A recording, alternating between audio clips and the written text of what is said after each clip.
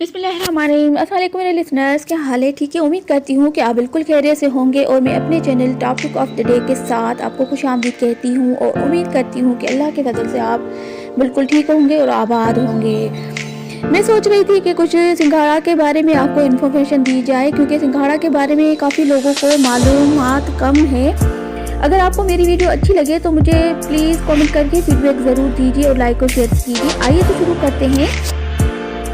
सिंघाड़ा कुदरत का अनमोल फल है।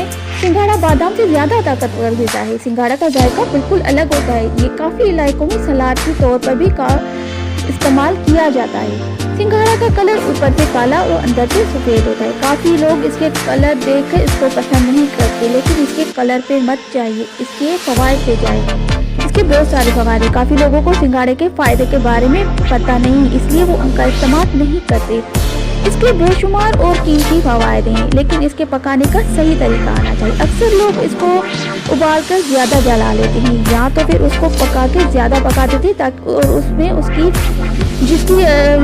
अज्जा जो ज़ाया कर देते हैं, मौजूद अज्जा जो है वो ज़ाया कर देते हैं। सिंघाड़ा में कार्बोहाइड्रेट काफ़ी ज़्यादा पाए जाते हैं। इनमें protein, vitamin B, potassium, calcium, zinc, क्लोरीज और कॉपर भी कई मकदार में मौजूद होते हैं।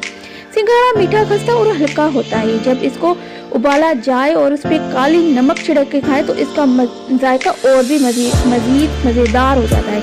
इसको खाने से भूख में इजाफा होता है। जो लोग दिल की बीमारी में मुब्तला हो उनको चाहिए कि अपनी खुराक में सिंघाड़ा का इस्तेमाल ज़्यादा करें। ये बहुत मुफीद फल है दिल के मरीजों के लिए। जो लोग गुर्दे की बीमारी में मुब्तला हो उसको चाहिए कि अपनी खुराक में सिंघाड़ा का इस्तेमाल करें। ये गुर्दे की इस्लाह करता है।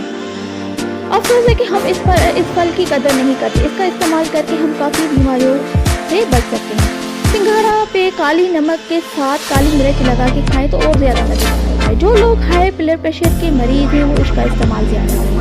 गुर्दे की पथरी को तोड़ने वाला वाहिद फल है। खांसी का खात्मा करता है, दांतों को सफ़ेद और चमकदार करता है, मसूड़ों को भी मजबूत करता है। इसके फ़ायदे ही फ़ायदे हैं। अगर आप इस्तेमाल करेंगे तो काफ़ी परेशानियों से बच जाएंगे।